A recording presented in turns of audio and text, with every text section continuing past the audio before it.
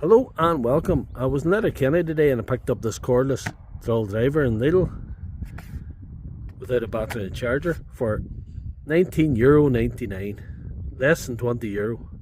So here we have it in the workshop now. I can see it says 45 newton meters of torque. That's a basic small amount of torque, but not awful for a DIY machine. So let's see what we got.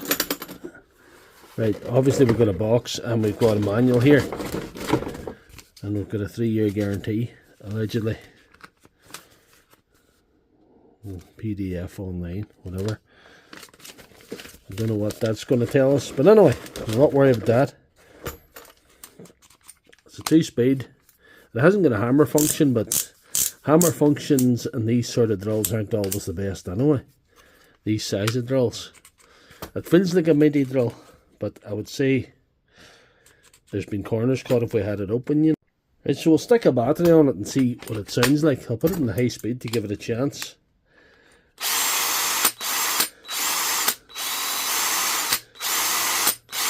It's not a wild good crank off it, like. I compare it to a brushed Milwaukee. Hold on to a see. Here's a brushed Milwaukee. Still out click with heart. Parkside. It's not just twisting the same, but it's, you know, you can't tell everything from what I'm doing there, but you can tell it is a low power drill.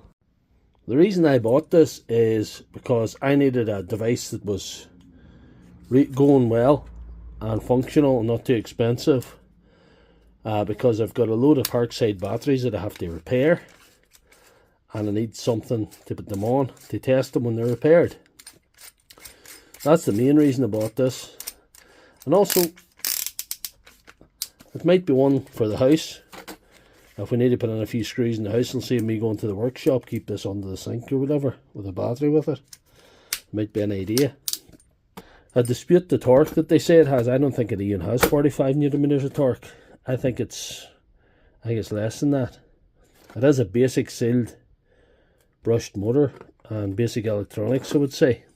I suppose I could take the screws out and pop the sides off it here. Here we are. Let's have a look inside. Right, and I'm going to give you a little talk through and a walk through what I think of this. I'm going to get zoomed in to show you. I'm going to start off at the front here. The metal chuck is very impressive. That it actually has a metal chuck on it for that money. Has a plastic flimsy Mickey Mouse sort of gearbox there. Has a sealed brushed motor. Wouldn't be a good thing, like wouldn't be phenomenal. The switch, I suppose it's okay. It's nothing to write home about. But if you look at this part's that I really want to focus on. That sits there.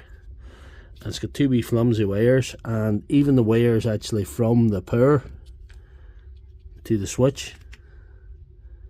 Look how small they are. I don't know if you watch my channel.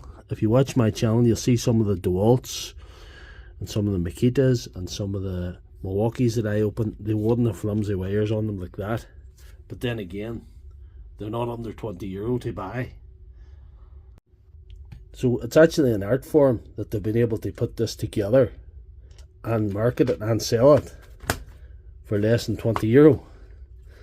It just seems unbelievable. So that's it back together now. Other than the metal chuck, this really has very little else going for it. Plastic gearbox, very, very basic motor, basic switch, very flimsy thin wire, and lacking a control board, I might add too.